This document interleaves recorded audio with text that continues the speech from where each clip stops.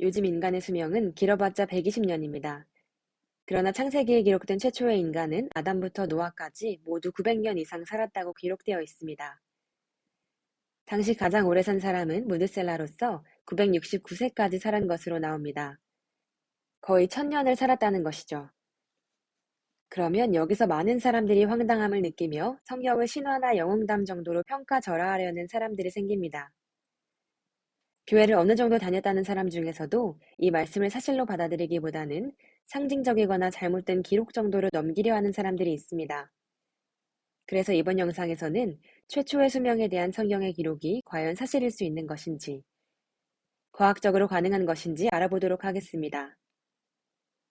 우선 창세기에 나오는 1년이 지금의 1년과 같은 개념인지부터 알아봅시다. 현재 1년이란 시간은 지구가 태양을 한 바퀴 도는 기간입니다. 과학을 모르는 사람도 계절이 바뀌면서 한 사이클이 돌고 다음 사이클이 시작되려 하면 1년이 지난 것을 알 수 있죠. 이 기간은 365일이 됩니다. 그런데 달이 지구를 한 바퀴 도는 데는 보통 30일 정도 걸리죠. 만약 창세기에는 달이 지구를 한 바퀴 도는 한 달을 1년이라고 기록한 것이라면 사람의 나이는 12배 정도 많게 기록된 것일 수 있습니다.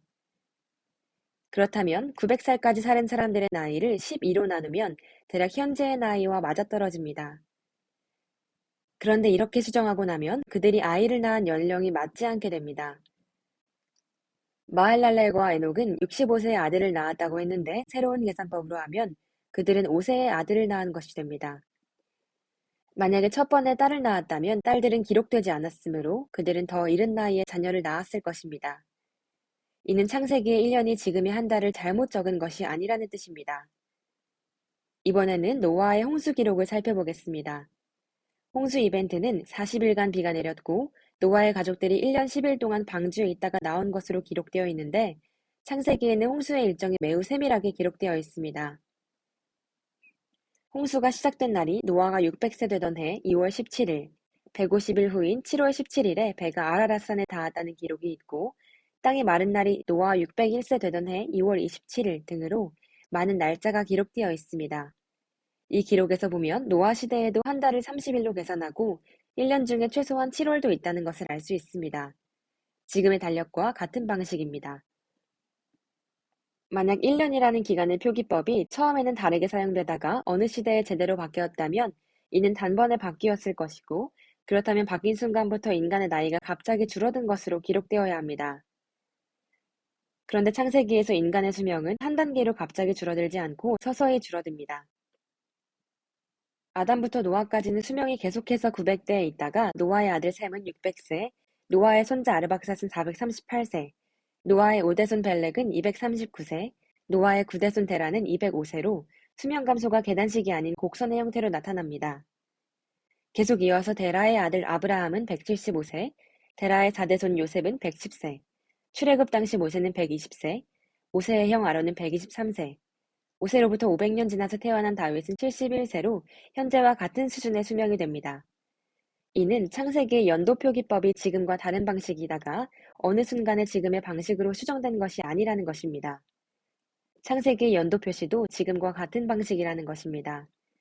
그러므로 위의 세 가지 기록을 종합해서 판단해보면 창세기의 900년은 지금과 같은 900년이라는 것을 알 수 있습니다.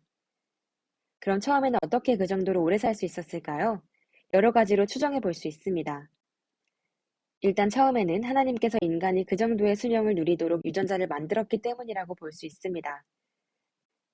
아직 노화의 원인이 완전히 밝혀지지 않아서 확실하지는 않지만 수명의 상한선에 대한 정보는 모두 유전자에 기록되어 있는 것으로 밝혀지고 있습니다. 어떤 가게는 대부분이 오래 살고 어떤 가게는 대부분이 수명이 짧은 것만 봐도 수명과 유전자의 관계를 어느 정도 추정해 볼 수 있습니다. 그러니까 인간의 노화와 수명은 DNA에 정해진 대로 이루어진다는 것입니다. 최초의 인간은 수명 자체가 길게 만들어진 것입니다. 또한 유전자의 결함이 없었기 때문에 유전병이나 퇴행성 질환 같은 병에 잘 걸리지 않으므로 더 오래 살았을 것입니다. 우주로부터 오는 방사선의 영향도 무시할 수는 없을 것입니다. 현재 지구의 오존층은 해로운 자외선을 흡수하여 사람의 피부에 암이 발생하는 것을 막아줍니다. 그런데 물은 자외선보다 더 해로운 방사선과 전자파를 흡수할 수 있습니다. 창조 기록에 의하면 하나님께서 지구의 물을 둘로 나눠서 공간 상층부에도 많은 양의 물이 있게 하신 것으로 나옵니다. 이 물들은 높은 하늘의 수증기층으로 존재했을 것입니다. 이 수증기들은 노아 홍수 때의 대부분 지표로 내려온 것으로 추정됩니다. 비로 내리기 전의 수증기들은 우주에서 오는 고에너지의 방사선과 전자파를 차단하는 기능을 할 수 있습니다. 이러한 물층의 보호로 인해 인간의 DNA가 손상받지 않아서 인간은 하나님께서 허락하신 기간을 건강하게 살 수 있었다고 보여집니다. 그러나 홍수 후에는 더 이상 방어막이 존재하지 않아서 해로운 방사선과 전자파들이 지구로 들어오고 이로 인해서 인체의 DNA가 손상되고 이때 생긴 DNA의 오류들은 자손에게 이어지고 누적되면서 질병과 수명 감소를 일으킬 수 있습니다. 또한 이삭이 100세경부터 시력이 많이 떨어진 기록을 통해서 과다한 자외선이 백내장과 망막의 손상을 일으켜서 시력도 더 빨리 약화시키는 것을 추정해 볼 수 있습니다. 시력이 떨어지면 활동이 감소하고 그에 따라서 체력이 약해지면서 수명도 많이 감소합니다. 홍수 후 급격한 수명 감소에 가장 확실한 근거가 될 만한 통계가 하나 있습니다. 연구 결과 동물들의 근친교배로 인한 수명 감소 곡선과 홍수 후 인간들의 수명 감소 곡선이 매우 일치한다는 것입니다. 이는 처음에는 수명이 급속히 감소하다가 점차 감소되는 속도가 늦어지는 모양을 보이는 것이죠. 동물들의 근친교배로 인해 수명 감소가 일어난다는 결과는 매우 많습니다. 예를 들어 늑대들에 관한 연구에서 근친교배로 태어난 늑대들은 무게, 번식력, 수명 등에서 점점 감소가 일어난다고 보고되는 것 등입니다. 이는 홍수 이후에 인간들의 근친결혼으로 인해 동물들과 같이 수명이 감소되었을 가능성을 추정케 합니다. 홍수 이후에 노아의 세 아들과 며느리들이 낳은 손자들이 서로 사촌끼리 결혼하면서 근친결혼이 성행하였을 것이고 이로 인해서 수명이 급속히 감소하였을 개연성이 있다고 보는 것입니다. 또한 처음에는 가까운 근친끼리 결혼하니 수명 감소 속도가 빠르다가 나중에는 자손들이 많아지면서 근친결혼 가능성이 낮아지면서 수명 감소 속도도 늦어지는 모양을 보이는 것이죠. 그러면 처음에 아담과 하와의 후손들은 형제자매끼리도 결혼했는데 왜 수명이 줄지 않다가 홍수 이후 노아의 후손들만 수명이 줄었는가 의문을 갖게 되겠죠? 이때는 하나님이 아담과 하와의 유전자를 완전하게 만들었고 이들을 손상시킬 고에너지의 방사능과 전자파가 그들의 DNA를 손상시키지도 않았기 때문에 그들은 원래 허락받은 수명을 다 누리면서 살았다고 할 수 있습니다. 그러나 홍수 후에는 방사능과 전자파들이 사람들의 유전자들을 손상시켰고 근친결혼과 DNA 결함의 누적은 수명을 줄이는 결정적인 역할을 한 것으로 보여집니다.